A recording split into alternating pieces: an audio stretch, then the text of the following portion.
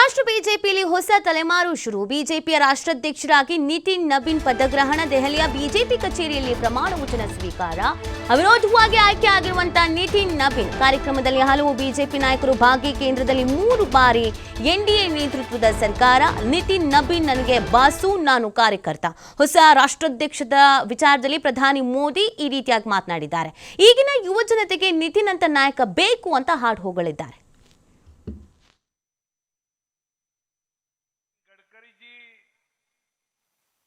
पूरे संगठन पर्व के चुनाव ध्यान में रख करके लगातार चल रही थी. आज उसका विधि पूर्वक समापन हुआ है. संगठन पर्व का ये विशाल आयोजन भारतीय जनता पार्टी की लोकतांत्रिक आस्था, संगठनात्मक अनुशासन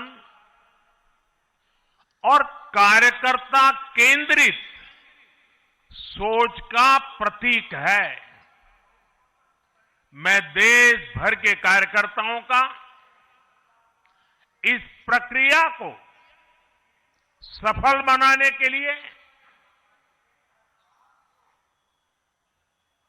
बहुत बहुत अभिनंदन करता हूं. साथियों, बीते 1-1.5 वर्षों में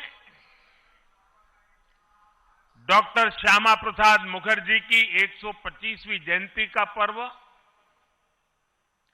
अटल जी की 100वीं जन्म जयंती, राष्ट्रीय स्वयंसेवक संघ के 100 वर्ष, ऐसे महापर्व हम मनाते रहे हैं. ये वो प्रेरणाएं हैं जो देश के लिए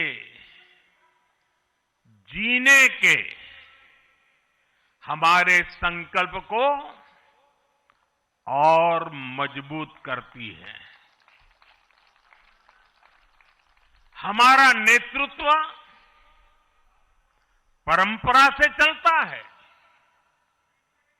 अनुभव से समृद्ध होता है और जनसेवा, राष्ट्र सेवा के भाव से संगठन को आगे बढ़ाता है.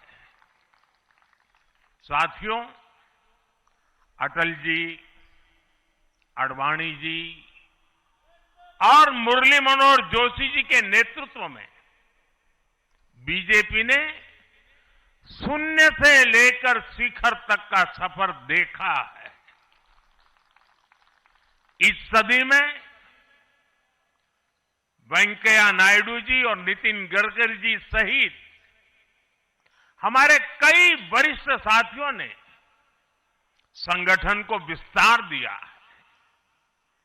राजनाथ जी के नेतृत्व में पहली बार बीजेपी ने अपने दम पर पूर्ण बहुमत हासिल किया. फिर अमित भाई के नेतृत्व में देश के अनेक राज्यों में भाजपा की सरकारें बनी. लगातार दूसरी बार केंद्र में बीजेपी की सरकार बनी. फिर जेपी नड्डा जी के नेतृत्व में भाजपा पंचायत से लेकर पार्लियामेंट तक और सशक्त हुई.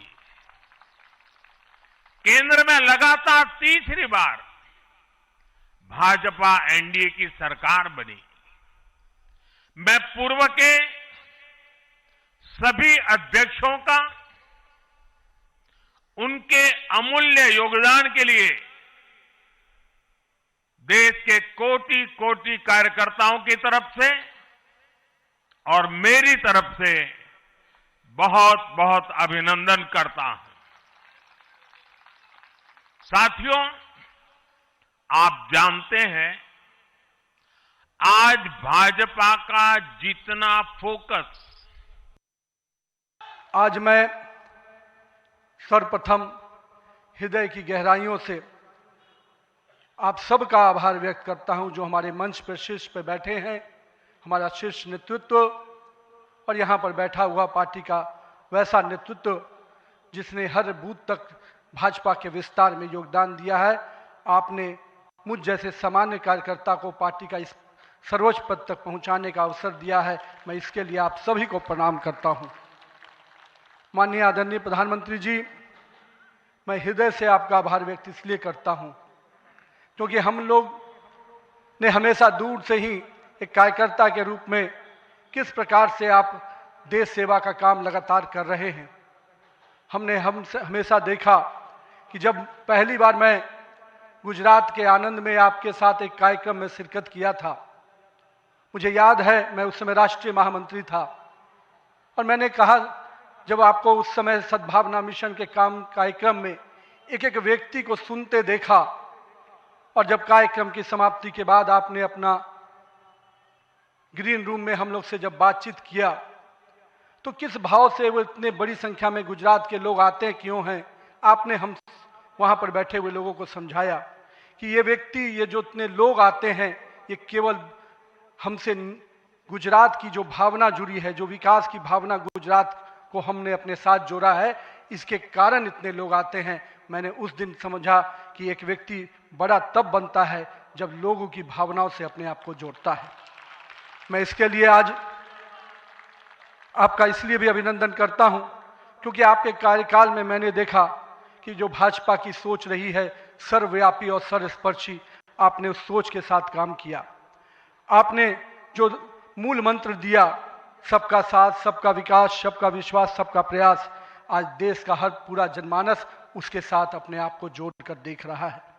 मैं आज इस अवसर पर पुनः पूरे आदर और सम्मान के साथ अपने निवर्तमान अध्यक्ष जेपी नड्डा जी का अभिनंदन करता हूं, इसलिए कि पिछले कार्यकाल में मैंने